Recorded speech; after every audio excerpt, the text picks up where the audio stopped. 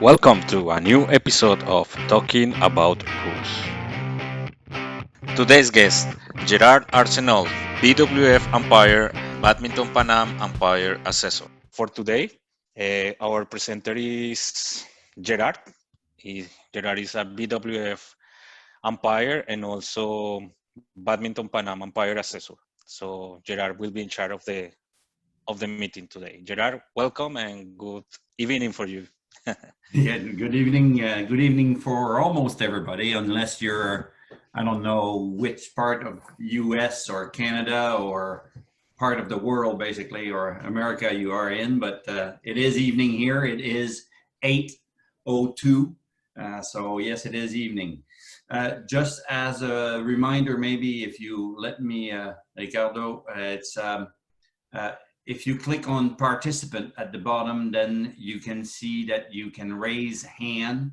And if you have questions or anything like that, please use that button so we can know if you have questions, and the order of the people will be there so we know who raised their hand first and all that. So that will help with the process of this little chat that we're going to have here. Thank you all for showing up. It's showing me also that you guys are interested in badminton, and you are also involved either directly here or even indirectly in your own countries and different part of the world. So thank you for being here. I'm going to share my screen. So this is what we are going to talk about today: umpires and service judge instruction. If you want to look at that, it is an 81-page document. I don't expect to do all of that today. We are going to go for about an hour and 15 minutes. And then wherever we are going to be at in this document, that's where we're going to stop for today, and then save some of those for the next week. So you might find it funny that I'm not looking always at the camera or at that computer. I have two screens, so my presentation is there, and I have you guys on that one. So Ricardo, you will need probably to cut me off if you see questions and who is, and I'll let you handle that, if that's okay with you. Yes, I will be paying attention if somebody raise their hand, and also in the chat box we'll be taking note of who is Yeah, talking, and who if want to I question. don't see that here, so if they have a question in the chat note or raising their hand, just let me know and you can read the question or something like that, and then I'll do my best at answering you guys. Okay, okay, I thank don't you. have all the answers, and the answers that I don't have, I will find for our next meeting. That said, the instruction is for, of course, the umpire and the service judge, and it has been developed by a BWF team. The first draft of this has been done by me, Eric Desroches, and Jean-Guy Poitras. Some of you might know Jean-Guy Poitras. And then it was passed to BWF, and they did a bunch of little tweaking to it. So I know a lot of this, but not all of it by heart, because they did do a little bit of tweaking on that little adjustment. As you can see, there's a man very serious there. If you have him as a service judge, you better be ready. And you have him as an umpire, as a service judge, you better be ready also. He's quite serious. He's like that all the time also. I know him. It's a little bit scary. Uniform is the first part of this lesson. Of course, the appearance of the service judge and the umpire is very important. You have to wear, in your case, your Pan Am uniform, unless you're BWF, and then it would be your BWF uniform. Although, as you may know, many of the tournaments that you go to, you are issued a tournament shirt, and that's the shirt that you would wear at that tournament. And at BWF, everywhere we go, almost, they give us a shirt. They give us a card to put in our pocket, but every time we go to a tournament, there's no pocket.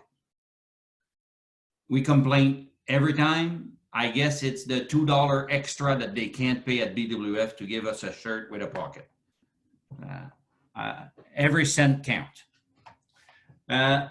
So you have to wear your BWF Umpire shirt or whatever shirt they give you at the tournament. Of course, you need to wear also a black trouser, or like I call them, pants. Ladies, you can wear a skirt. I don't like the way this is phrased there. It seemed to say that female, it is preferred to wear a skirt, although all the tournaments I've went to, I don't see a lot of skirts. So if you feel like you want to wear a skirt, you can, ladies. But if you want to wear black trouser or black pants, you're more than welcome. I've seen much more black pants and black skirt on the court from female umpires. One thing is sure though, that there's no jean and no casual wear there. And also you need to wear smart black shoe.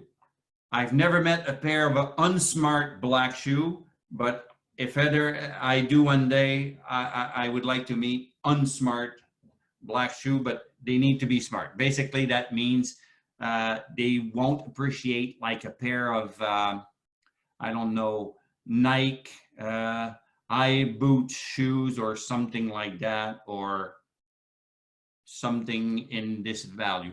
Dress shoes, I think, are preferred. Although I've been to tournaments and they gave us black Yonex shoes, and therefore then we have to wear those black Yonex shoes. Any questions so far, Ricardo? And no, Gerard, continue. That's how good I am, you see? Yes, all good. Yes, all good. But if you do have a question, don't hesitate, Ricardo, to cut me off here and let me know. Yes, don't worry. I'm working on that. Thank you.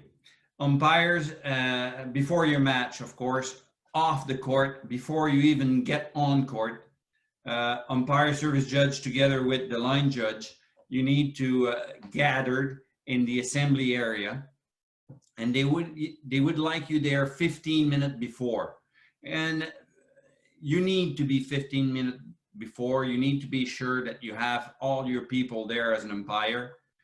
And you need to be sure also to have your full line judge. Sometimes you see line judge there, but you're missing one or something like that. It is your responsibility as an umpire before you go on that you have everybody there. If you're missing someone, you have to let people know that you're missing someone.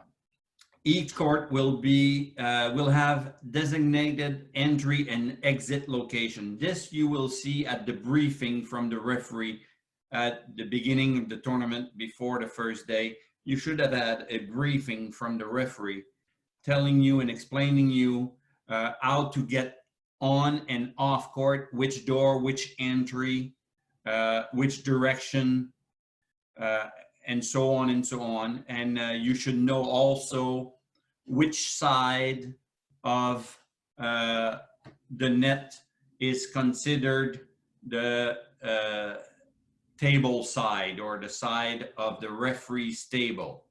I've seen tournaments that I've went to that there is referees on each side everywhere in the hall. So because there's big hall, 4 different referees, they sit at all sides. So you need to be sure that you know that, because when you arrive on court, you need to stand on the side of the referee's table. So you need to know where that table is. And that is something that is not there, but I just said. Ensure that all members of the technical official team are aware of these locations also. You need to be sure that all line judges know where and how to get on court. And that should have all been said in the briefing by the referee before the tournament starts. Prior to walking on court, with the other court official and the players. You have to be sure that the clothing of the players comply with tournament regulation. As is, the referee will instruct you if there is any change to those regulations. And if you see something that it is not recommended by BWF or okayed by the referees of the tournament, you need to be able to report that. You can ask the player to change, and if they don't want to change or say that they're fine, then it's the referee decision that you need to call a referee there to make that decision. And then if the player still doesn't want to change, then there's all steps, but that will be covered in another lesson. Same as all the regulation regarding the clothing itself, all the little rules about size, lettering, number of advert on shirt, shorts, socks, everything. That will be covered in another session, if not already covered, because I missed the first one. If you have a mobile phone, be sure to turn that phone off, because you know that if the mobile phone of a player sound when the play's on, you know what you have to do.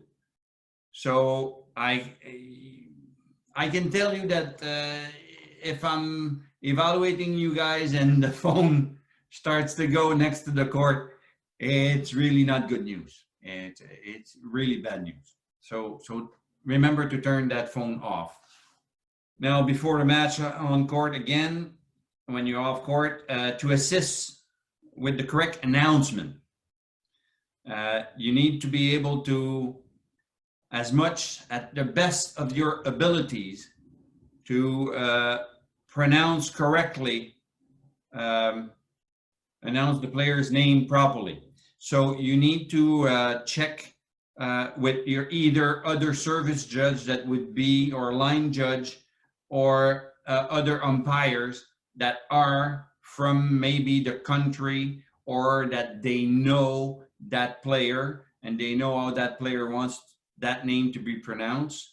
My suggestion is to write the name of the player in your own language or sound, just to be sure that you say it correctly when it's time for you to announce the player's name. I have stories that I've asked the player what I mention his name, he says no. So I mention his name again, he says no. He tells me his name, I say his name back, and he says no again, because my accent was not correct for him. Okay, so then I asked him to read my name, and then when he read my name on my score sheet, then I said no. And then he tried again, and I say no.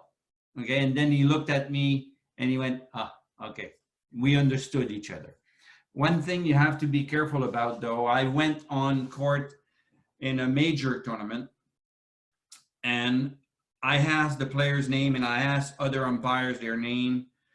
And when I walk on court and announce the name, everybody, 10,000 people start laughing when I said the name of the player. So that can be very,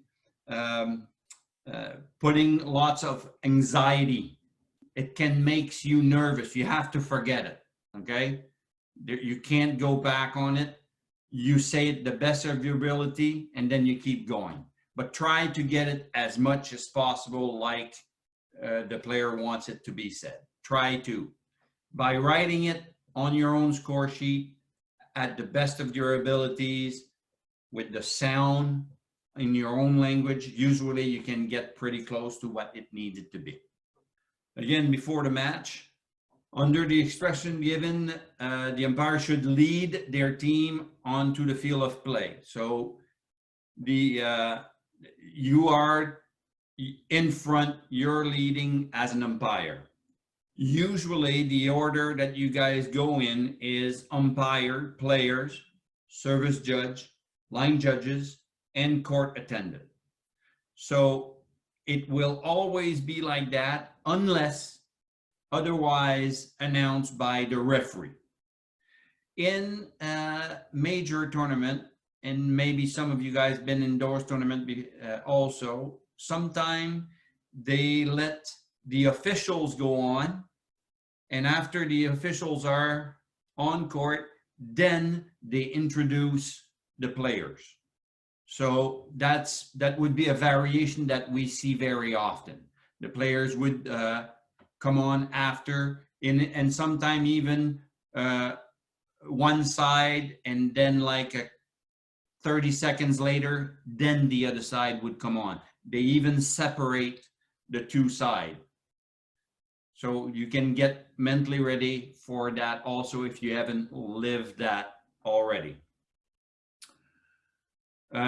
Remember, and this is something that we watch as assessors, the speed that you walk on court.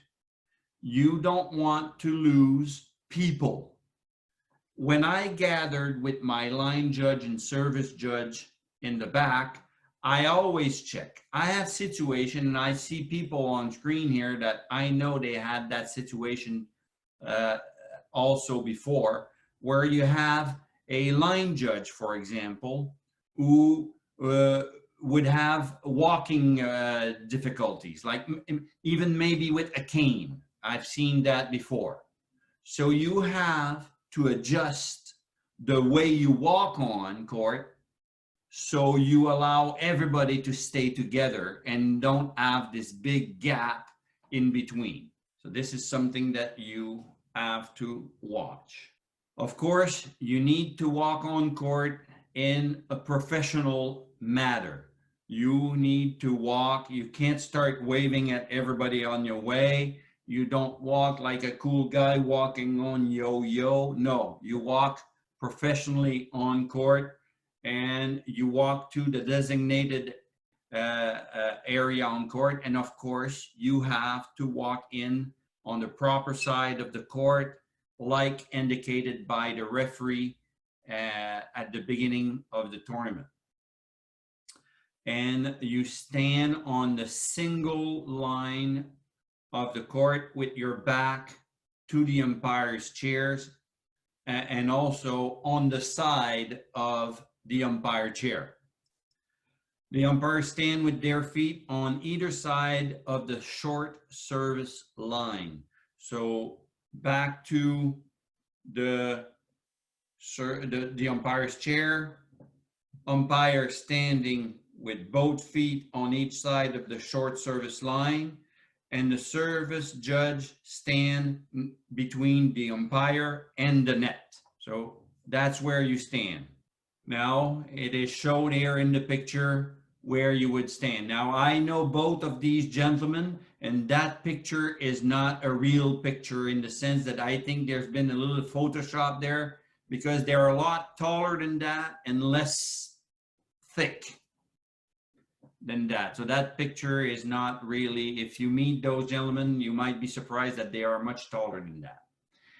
Now, as far as your hand goes, at BWF, you see them here with their hand in front, but there's no rule if their hands are in front or behind. What we are asking though is that it'll be the same between both. So whoever put their hands first, if it's in front, the other guy should go in front also. And if it's in back, you can go in back both. Maybe it's something that you want to talk off court before you walk on. This might be something that you want to discuss with your umpire, between the umpire and the service judge, just to be sure that you're the same when you arrive there. Now, after the umpire and the service judge have shaken hand with the players prior to the toss, the service judge immediately goes across the court, but on the opposite side of the net of where they were standing. And if you have questions why, it's most of the time there is a camera on the opposite side of the net, and you don't want to be getting in the shot of the camera filming the toss.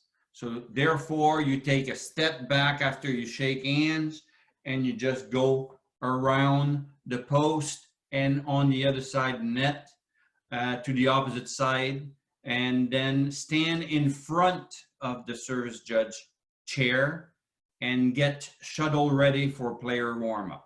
That's the job of the service judge.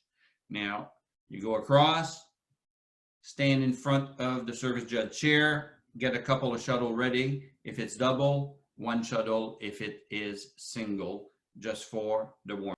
To conduct the toss, the umpire is asked to take one step forward more in the court. And then once you step forward, you ensure that the players don't start to warm up.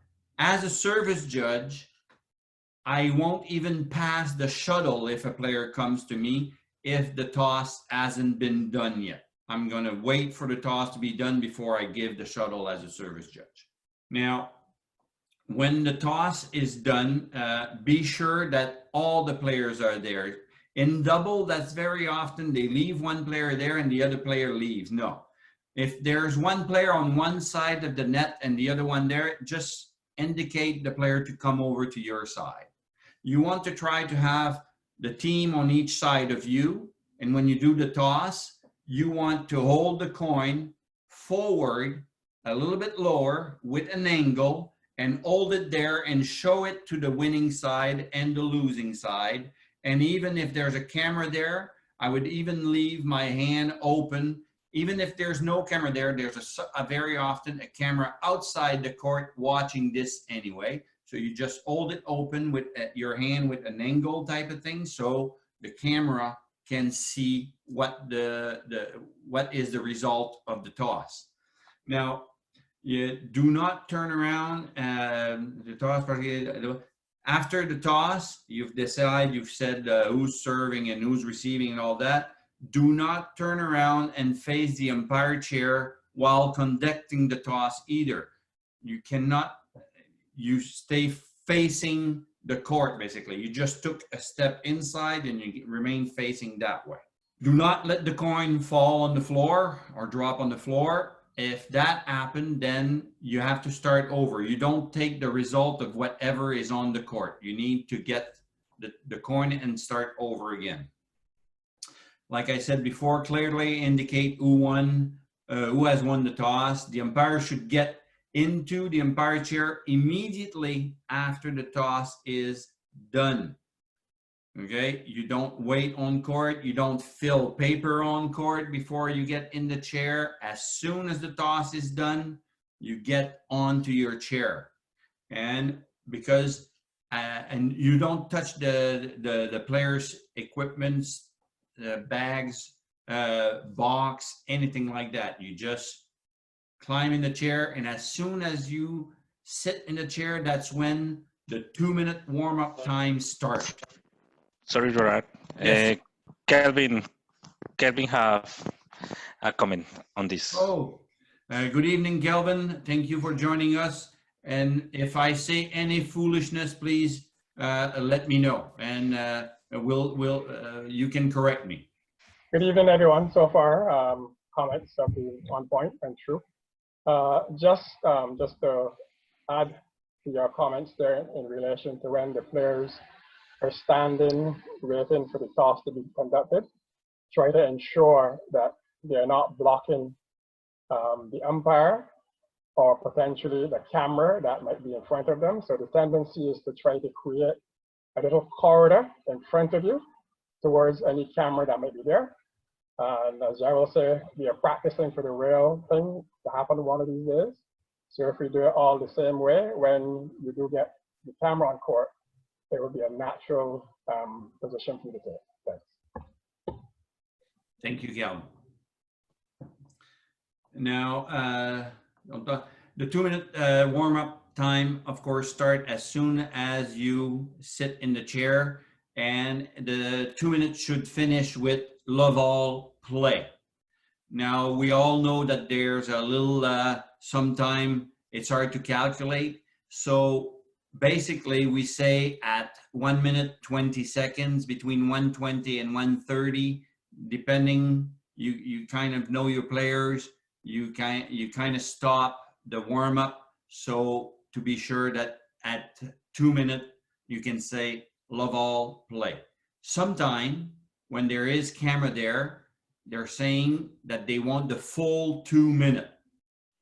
You might get directions for that with the referee of the tournament. So if that's the case, then you follow whatever the referee tells you to do. Sometimes they say full, also the breaks at 11 or the intervals between the match. Sometimes they tell you they are mandatory. So you have to take the full 2 minutes, even if the players are ready. You have to ask them to wait. And most players are very understandable. Once you're on the chair, be sure to take a few seconds to look around to be sure that everything is correct. You can see that the line judge may sometime their chairs are not correctly aligned or something like that because of double and single. Sometime you see that, I don't know, any type of things. That's where also I check for maybe there's something left back from the previous match on court, and then I would be sure that it is all corrected before you start your own match. The service judge only sit down on his chair when the umpire sit on his or her chair. Okay, the service judge don't sit down before the umpire, basically. You should always have your stopwatch ready to record any interruption of play, such as injury, suspension of play, anything that happened. Your stopwatch need to be ready to get started at all time. Now, do not have your stopwatch also hanging around your neck. I know it's used to be okayed in the past years, a few years back. If you're as old as me and been doing that for as long as me and Kelvin, it used to be okay to have a stopwatch around the neck. Now they're trying to get less visible as possible. So just a plain wristwatch with a stopwatch on it is more than adequate. Your yellow and red card also should not be visible. I know it is challenging. I've seen ladies with dresses, and also, like I said earlier, they now give us shirt for tournaments with no pocket. We've been complaining at every tournament, but like I said earlier, Kelvin, I think they don't want to spend the extra $2 there to get a pocket on. So, sorry, Gerard. We have a comment, a question from Kevin Van. Kevin, please. Hi, I just want to know what's the consensus from BWF assessors on using stopwatch during intervals, because I've been told some prefer just to use the tablet. So do you prefer, should we just stick with the tablet, or should we also start our own stopwatches during intervals? I'm going to let Kelvin answer that one. BWF assessor is his hat. Thanks for that question, Kevin. And yes, you are correct. The comment is, once you are at a tournament where there is a scoring machine, the scoring machine has a stopwatch built into it, and you are required to use the stopwatch that's on the machine as opposed to your own personal stopwatch. For the interval. But Kelvin, for an injury, for example, or a stop of play or something like that, then you would use your yes, because that's one of the things that's being requested of the software developer, to actually give us a stopwatch which you can access at all times, right? But that's not the situation right now. But during the interval, the stopwatch on the machine is what you'll be asked to use. So basically, you use your own stopwatch for the first 2 minutes of the match, because by the time sometime that you get onto your chair, that's when you start. And then by the time you entry everything in the tablet, it's hard to start the stopwatch then. So beginning of the match, and then injuries and the suspension of play and different things like that. But intervals for sure, tablet. I've talked about the stopwatch hanging from your neck. Your cards, yes. I know it's hard sometimes because I've been in tournaments and your cards are in your pocket. It's really hard to access your cards from your pocket, but that's what it is. I had ladies with no pockets on their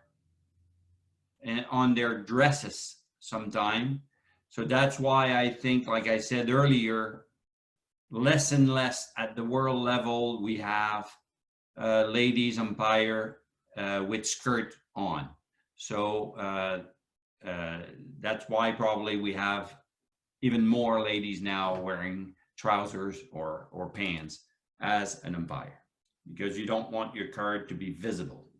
Use an open-ended method where the numbers of the score are written down after each rally.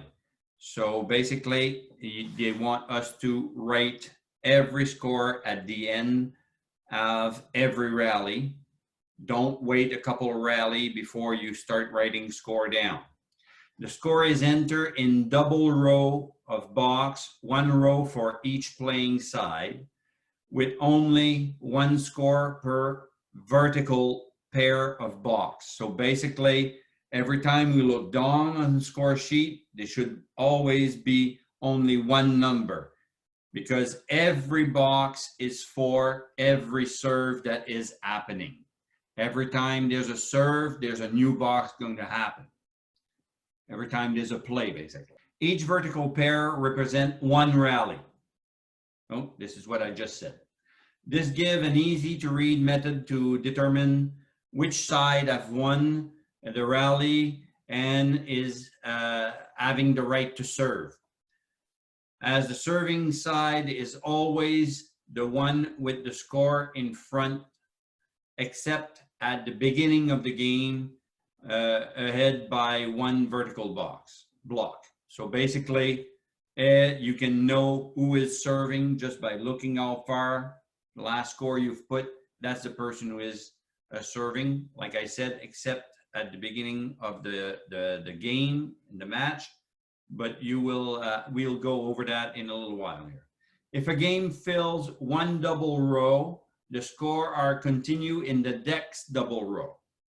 The score should be entered with clear, precise number, because it needed to be read again, maybe by referees and other tournament officials in the future. So you need to be, your numbers need to be as readable as possible. Remember, the score sheet is a tool to assist the umpire in the moment of panic when the exact situation is not clearly remember. Your score sheet is like your memory, so you should be able to go back there. It should be as legible as possible to reduce the chance of making an error. It also should be ready and legible to assist the referee to make a decision in case of an appeal. So that is very important, like I said, to be as neat as possible on your score sheet. Here is an example of a score sheet in single. You see that every vertical row is for the next point, and horizontal row is for the player who is serving.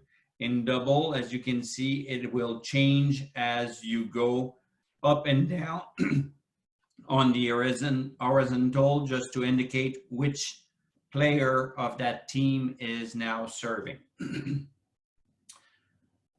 You see also that the first score then announce the score with the heads up and your voice be projected. You don't want to read your score sheet as you announce the score. You want to have your head up and project your voice as much as possible.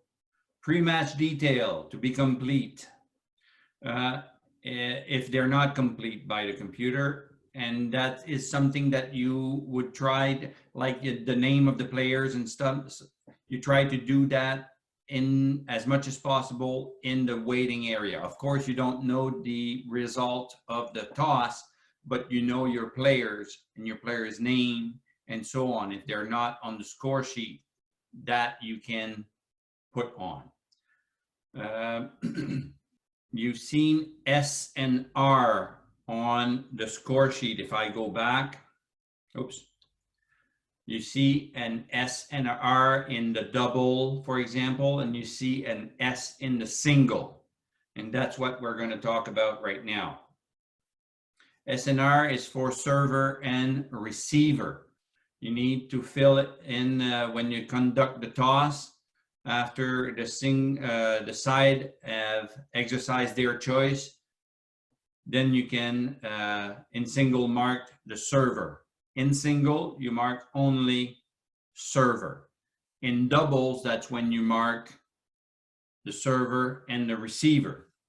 L and R is for who is going to be on your left and who's going to be on your right. And it's from when the umpire is sitting in his chair, not standing on his chair, but sitting on his chair.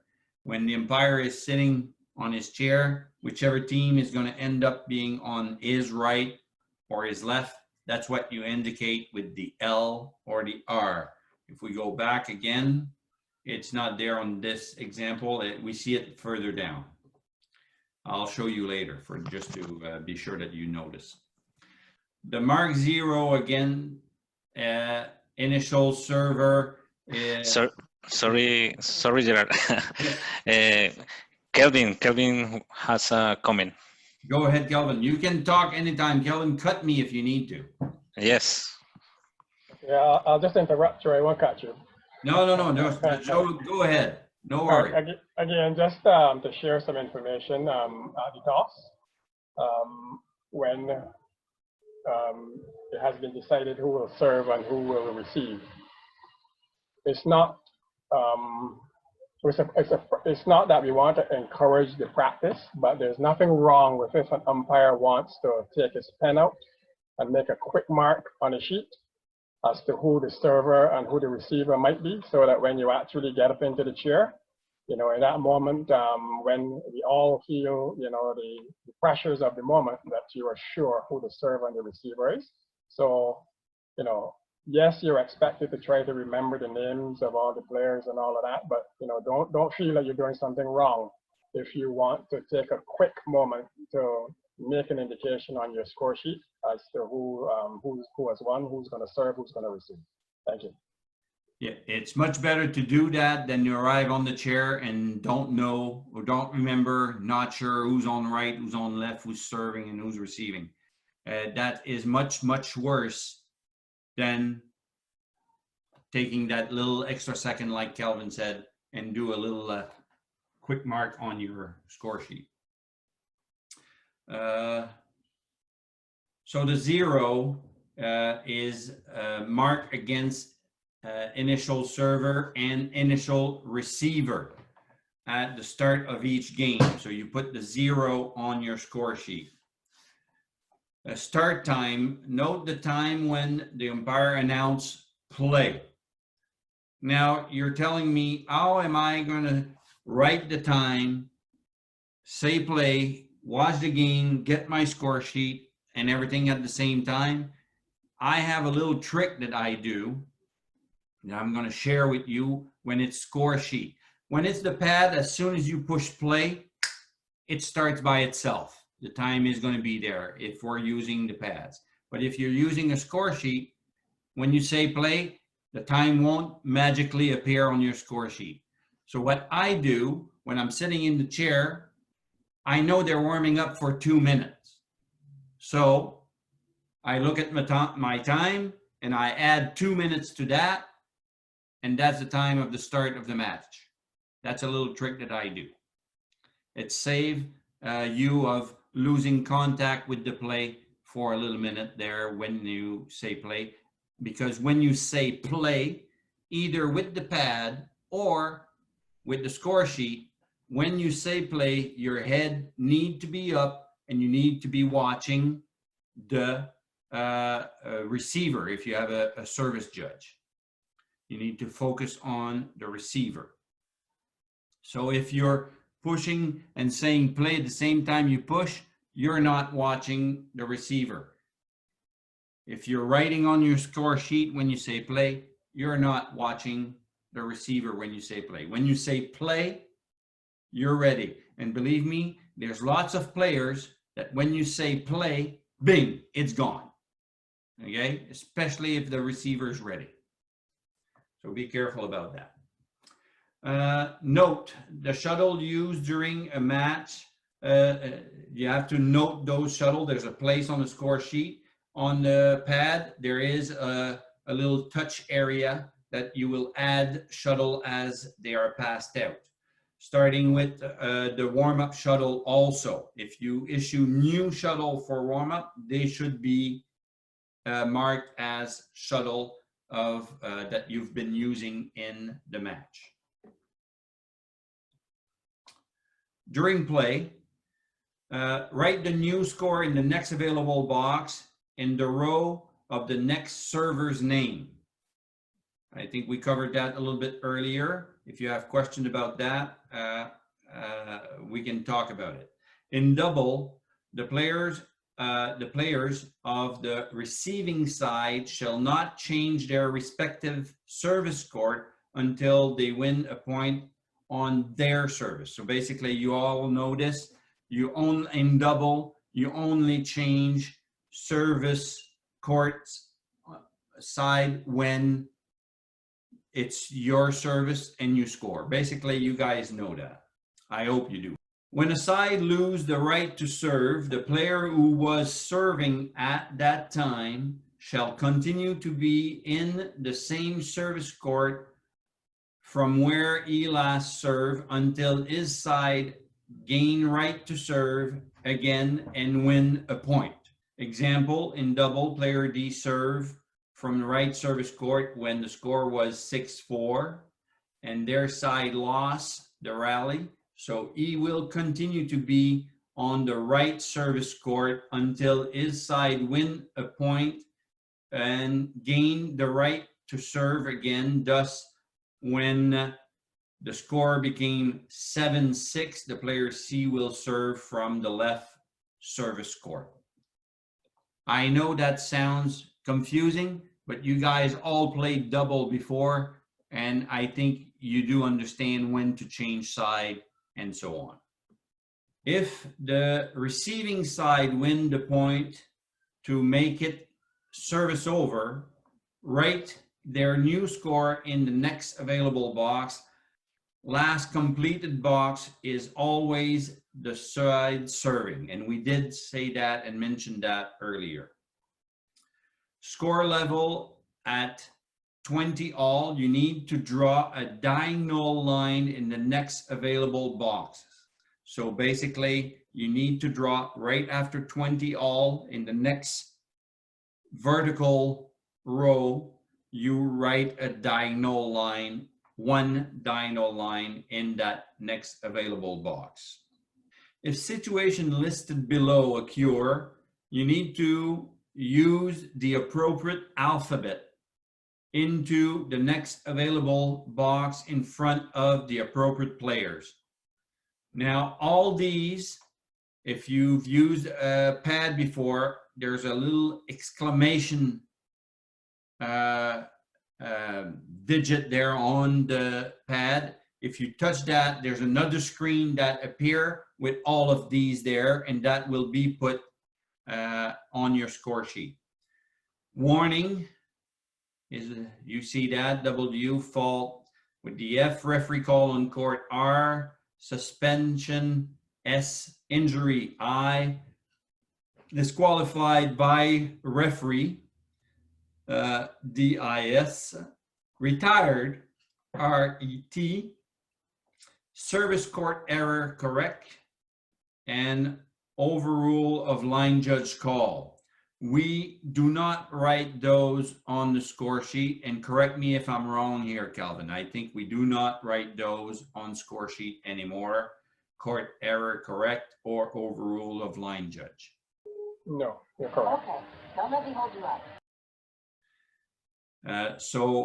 This, like I said, you looked at that, it was dated a year back or something like that. This is correction, I guess, that BWF did not do yet on, because I just picked this document from the BWF site yesterday. So if it's there, it's still on the BWF page.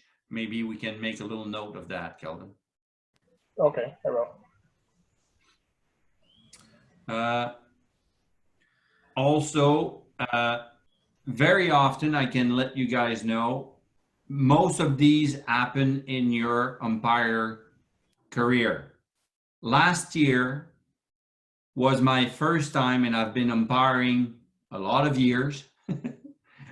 And last year at a semi-final of the World the championship, HBC World Tour Championship, was my first retired that I ever had in my badminton umpiring career. And it happened to me on TV for the first time. So believe me, it was not pretty. But everybody understood anyway, at least. I said that to you guys because I want you to imagine that it happened to you. So you can Sorry, Gerard. Yes, I will come back to you, Ricardo, because you need to be able to think and say, okay, this might happen to me. Let's practice my vocabulary for this, for example. Yes, Ricardo? Leonardo Mendoza have a question. Good. Please, Leonardo. Hello? Yeah, we can. Okay. The question is about service court error corrected and overrule of line judge call, because in the next pages it explains how to use it. So it would be on use this year or next year. That's my question. Yes, thank you, Leonardo. Like I said, and Kelvin agree with me, we do not write any more correction or overrules on score sheet. So you can disregard the sections that is talking about that. So now that I'm on the next page, if the match has been suspended, that's where you put the S. That section, the overrule section, you will forget. And the correction section also that you see there, you also ignore. If misconduct occur during the interval between games, write the corresponding letter of the alphabet, W or F, either warning for misconduct or fault for misconduct, into the next available box on the line of the offending player, because that can happen and your score is not in favor of that player. So you don't write it where your score is, but you write it in front on the line of that player that was that did the offense. However, in a case where a red card is issued, the new score shall be noted following in the next game. Or if if there's a fault issued or warning issued at the interval, that's when you go in the next game and write you announce a second game, for example, love all. You don't say play. You announce your warning or fault if it hasn't been announced yet, and then you put your W or F after the double zero there, basically. End of game, write and circle complete game score with a slash between the score. Fill in completed game score at the top of the score sheet also. Mark in a 0 against initial server and initial receiver at the start of the next game. Note the S and R in the case of double for the start of the next game. So basically at the end of each game, we ask you to, at the end of that line, skip a few boxes, and then you write your score with a slash in between and circle that score. Don't forget to put your zeros for the next game, and then who will be serving and receiving for the next game also. You write those on your score sheet. Sorry, Gerard. Yes. Is Guillermo have a question? Guillermo, please. Guillermo. Yes, hello to everybody. Nice to see you. And I have a question with last diapo. If something happened, just in case a fault happened between games, for the next game, I need to call love all, and then I call a fault for a player and give the reason, verbal abuse, just in case. And after that, I correct the score, one love, and restart the game. And Is say that play. correct? Yes. Okay. Thank you. You say the new score, and then after you said the new score, play. As if you would have given a card at any time in the game, basically. Any time in a game, it could be 8-7, okay? And then you fault someone, then it might become 9-7, play. Okay, got it. Thank you, sir. My pleasure. End of match. Write and circle complete game score. So basically at the top of your score sheet, you have to be sure that all the scores of the game that you've done for that match are there. And then you circle the complete game scores. End of the time, end time also, that's when you write the time of the match ending. That is, if you have to write a time perfectly correct on a score sheet, that is the time that you have to write perfectly correct, because there's a time issue in the ruling for how long a player has before he can be called on court again and play again. So we need to have that time as precise as possible. And that time should be when you call the game at the end. When you say game, that's when the time should, that's where the time, you should take the time for that match. Fill in complete game score at the top of the score sheet. Circle the name of the player of the winning side at the top of the score sheet. Duration.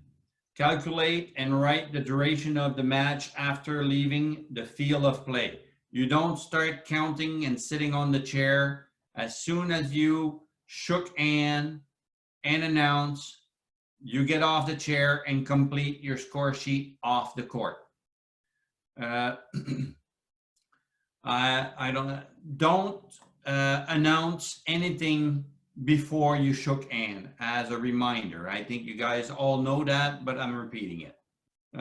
Write appropriate detail about the situation listed in point 5 of during play section at the bottom of the score sheet. So that if there's any incident basically that you need to report to the referee, it should be written down at the bottom of your score sheet.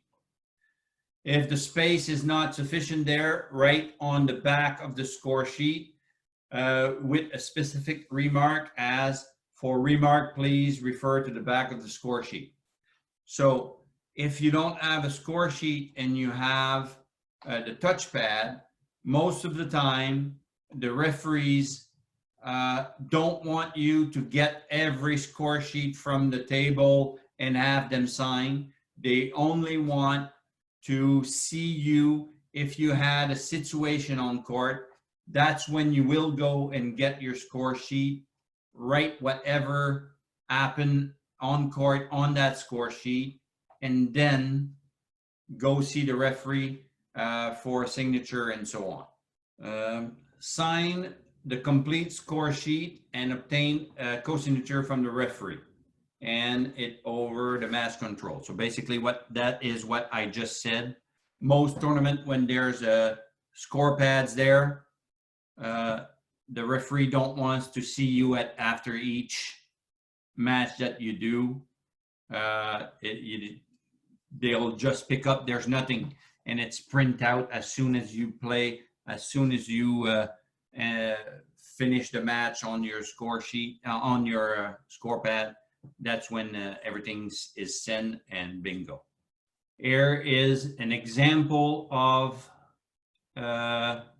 score sheet. You see a circle here where they circle the winning side. They put the score in. You see here the slash at 20 all that we've talked about. You see also at the end of a game, they didn't write here. They skipped the line and wrote there. You see here also at the end, they skipped a complete set of block and then wrote it there. You can skip 2 here and I wouldn't be offended by that. You see the end time, start time. You see also here the number of shuttles that was used. You see the R for right and the L for left that we talked about earlier. Then we have S and R for server and receiver. You see the zeros here and there at the beginning. And if it would be a single match, you would only see the S, you wouldn't see the R, but the zeros will still be there in a single match. Don't forget at the end also to sign. What I often do, just not to forget, when I sit in my chair, when they're warming up, that's where I sign my score sheet. That way, I never forget to sign my score sheet. You see here that play has been suspended, the S. You see that that score sheet has been done when they were using the C and the O. So we're not doing that anymore. We see that at a couple of places. We're not doing that. There's another one here and a couple here and so on. So questions about the, oh, and you see at the bottom here, for the S, they wrote at the bottom, match suspended in second game for 4 minutes, 30 seconds due to power failure. And I was in a tournament in, I can't remember which country. Anyway, it was a junior. I think we had 2 power outages a day.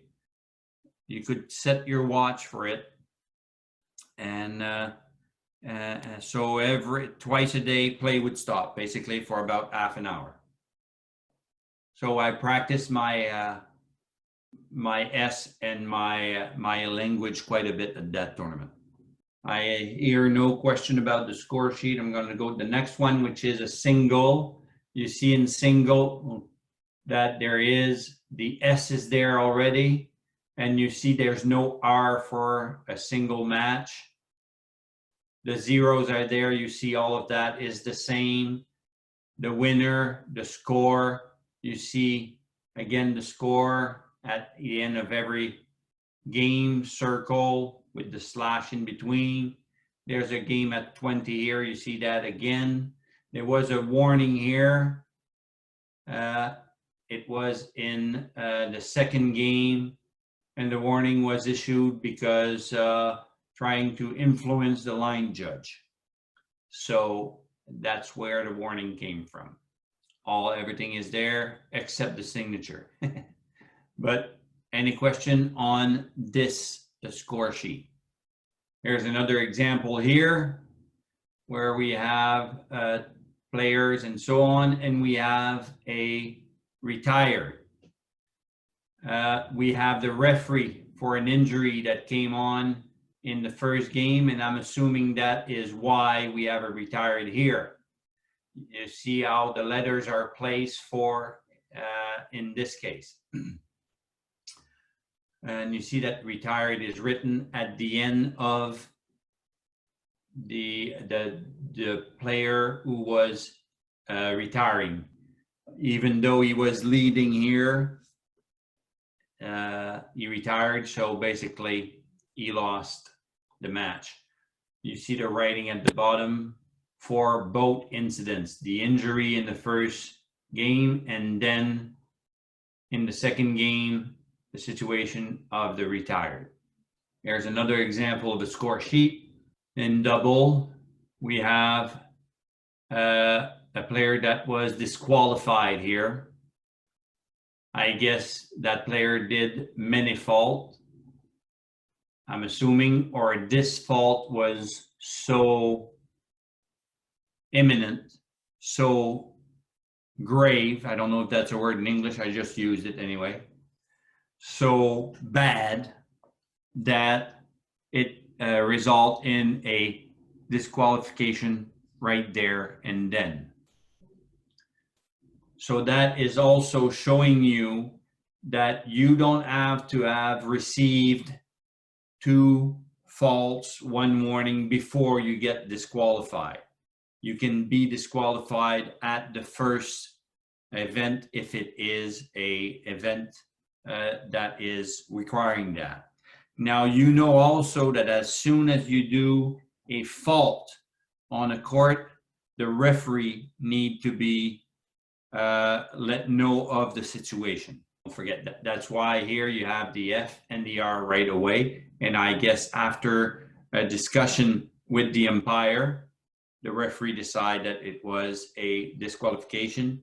The umpire would pass his black card to the umpire. The referee would pass the black card to the umpire, and the umpire would do the announcement. Sorry, Gerard. Mohamed, have a comment? Please, Mohamed. Thank you. I have one question. I know, like, when you call the referee is coming after you have like fault with injury. It's like, why we don't use, like you said before, like one block for each letter or each like incidence or each point. Yes. Yeah, I see, because a few times, like when they have fault with injury, the referee is just write down of the situation. Yes. Calvin, you want to talk on that? Can you just repeat it? Because I sort of lost the last part of it. I'm saying that why are we using, what are they putting as the example here, the F and R in the same row? I would put F because it's a fault that happened first, then I call the referee, then I would put the R in the next row. But why in this example are they one above each other? Okay, because as you had explained earlier, each column is supposed to represent a point or a situation. So it all happened at that particular point. So you have the referee and the fault taking place at that particular point. If you would put them into the adjoining box, you might get the impression maybe it might be another rally or something. So it's best to try and keep them all together. So basically, BWF wants it to be one above each other like this because it is the same situation. Is that what you're saying, Calvin? Yes. So you're clear that it's all happening at that particular rally and at that point in the game. Okay, thanks. But also, Mohamed, I think when you use the score pad, it will print out the way BWF wants it anyway. Yeah, automatically. Yeah. Gerard, Max have a question. Please, Max. Hi, hi everyone. Well, my question is about the announce at the end of the match when it's a return or a disqualification. Yes. How do we announce that part? That has been, Ricardo, did we cover that in the first one that I wasn't there, language, or did we miss that? Yes, in the vocabulary. So just look back at the vocabulary. Yes. Yes, we did cover that, right?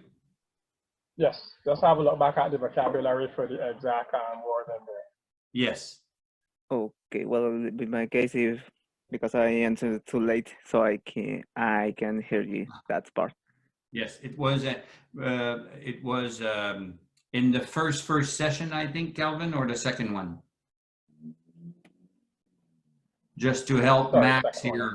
here. Yes, Max, just to help you, you can go to our YouTube channel, Badminton Panam YouTube channel, and you look for Talking About Rules, a playlist, and there are posts all our past meetings, and you look for the one which topic is vocabulary, and there is all covered.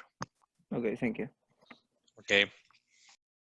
So basically, you would raise your right hand with the black card. You would say player's name. I don't know. Let's call him player C. Disqualified. Match won by player whatever, and then the score. Okay, got it. I hope that answered your question, Max. So Ricardo, before we start the next section that will go on before the match here, we just finished the score sheets. It's an hour and 15-minute in. I say that we can go to questions if other people have questions, and then we call it an evening, for me anyway, if you're okay with that, Ricardo. Yes, I'm okay with that. I think we have covered a lot of these documents, almost the half.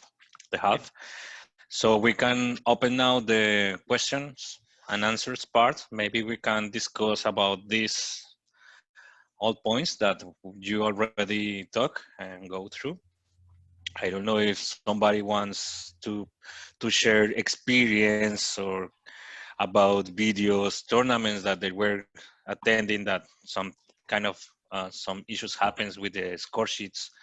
As an example, in this document, you mentioned that the umpires have to take care in the way that they write the numbers. When we are on the desk working in our tournaments, we receive a lot of score sheets, and in some times are very difficult to read. But we say, okay, I need to, please explain me. I know everybody is in a rush. Maybe we don't have enough umpires, and they are nervous because they are being in assessing. But it's very important to mention this because it will be easy, the work for everyone, and also you have to take notes about this if you go for another tournament out of our continent. No, so I just want to mention that. And Ricardo, you would know that as a referee, you probably saw a lot of different handwriting. Yes, also as a referee is different, no? Because you have to ask to the umpire to write the proper issue that happened on court, as you mentioned, no? And in some cases, these comments must be recorded in the software just for BWF report. And yes, it's very difficult in most of the cases, and also because and not everybody talks English, not everybody talks Spanish. It's the same for the writing, so it's tricky. It's a tricky short. Yes. So anyone wants to comment something about these topics that we covered today? Yeah, Ricardo, just want to again share, since we're talking about the wind up of the match there, just to remind the umpires that we do not want to see them thanking the fellow service judge and lines judges while they are in the chair at the end of the match. So at the end of the match, make your announcement out of the chair, join your team on court and march off court. And when you're then out of the view of spectators in the off the field of play, that is where you can then acknowledge and thank the members of your team that just came off court with you. Right. So just to reiterate, so you wouldn't do that from in the chair. You'll do that when you're back out of the field of play.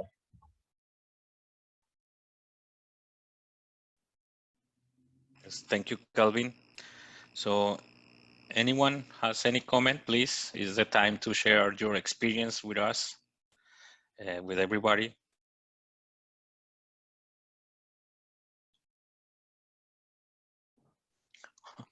See, thank you. That means that me and Kelvin are very, very good, and you don't have question that because we are so clear, it's incredible.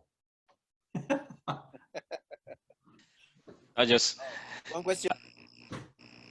okay, Max, please.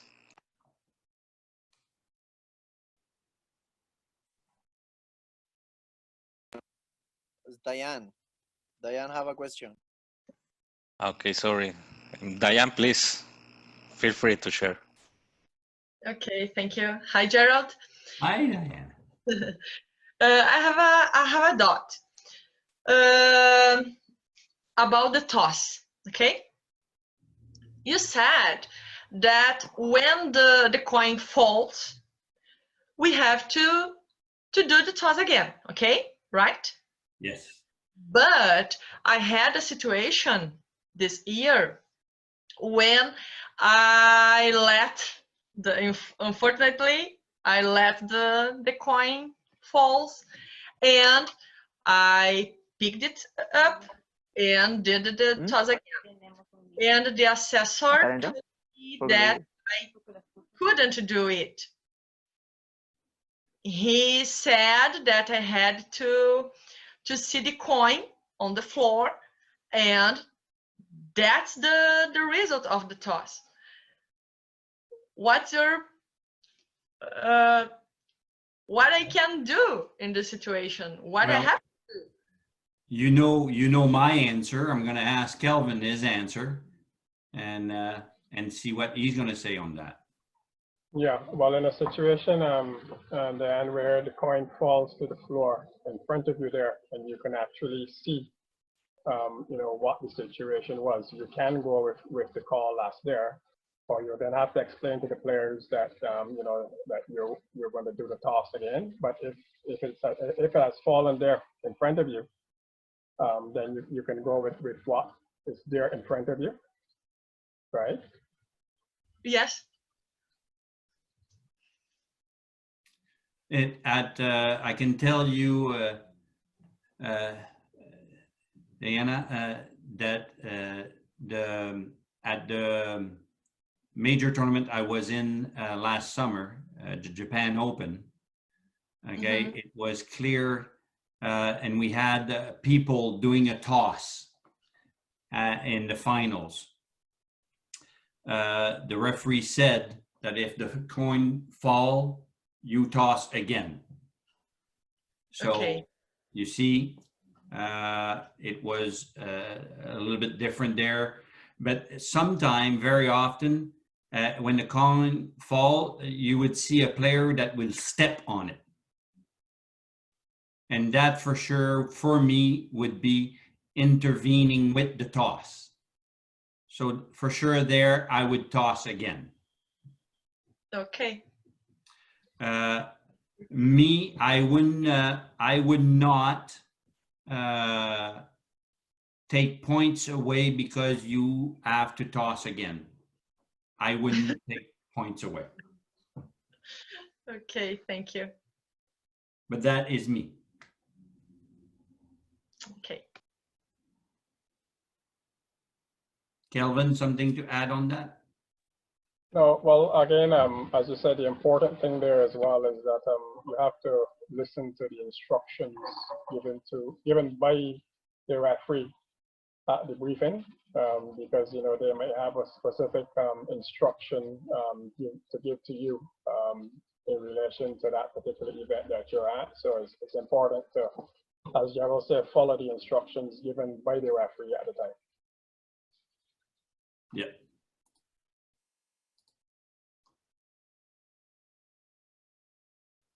I mean, just to make a joke of it, there was a time when television actually asked us to let the coin fall on the ground, and that sent us all scampering to try to get a coin that was not a wrong coin, so that when it did fall on the ground, that it wouldn't roll across the court, right? So that was just something from the past. I don't want any comment about the COVID-19. I don't want comment about how nice and warm is your country compared to mine. I don't want any comments like that. The only comments we want is regarding badminton. Sandeep, just write that there is a rolling across the court has happened in French Open a couple years ago. That the coin roll across the court, you're saying? Yes. And what did the umpire toss it again or use the one on the ground? Okay, he said that the umpire have a second coin. A second coin, okay. Backup coin. Yeah, there was a question. Was it Mohammed who was asking about the TPOs? What I had attempted to do the very first session was to try to give information where this information could be accessed from the BWF site, because it's important to go there and check for information so that you don't have to rely on that information being shared here. So if you can go back to the PowerPoint presentation from the very first session that we had, you will see some direction there as to where you will find the various bit of information that we are sharing here with you. Some of it is in the Umpire section. Some of it is on the corporate. So look back at that first slide and you'll get that information there. I know, Diane, that it might not be the perfect answer to what you were looking for, but that is the best answer we have today. Okay, thank you. Okay, thank you all. Also, we really appreciate your participation. I think maybe we are about to finish this meeting for today, and we have almost 40 pages more to cover in our next meeting. Thank you to all to participate as always. Thank you, Gerard. Thank you, Kelvin, for your input. Your experience is very important for us. And I know every time that we go through the regulations and instructions, always something new appears. Always we learn something new, and it's very important to keep updated. For those who are going for certification next year, we hope that this kind of activities help to you to improve your knowledge and go to the assessment prepared. And for those ones who are thinking to go for the certification in next years also. And if anyone have another comment, is welcome. If not, thank you all. And Gerard, please, your final words. Thank you very much. Thank you for your indulgence. I know sometime the French guy trying to speak to Spanish or Portuguese people in English. sometime it might come out differently, but I think we can manage to understand each other. So thank you very much for the indulgence, and I'm going to see you in a couple of weeks. Okay, thank you everybody. So next meeting for referees will be next week, and for umpires will be in 2 weeks. If you want to participate in the referees meeting, please let me know by a message, and then we will invite you, okay? Thank you to all, and see you next Talking About Rules, a Badminton Panam Technical Officials Conference.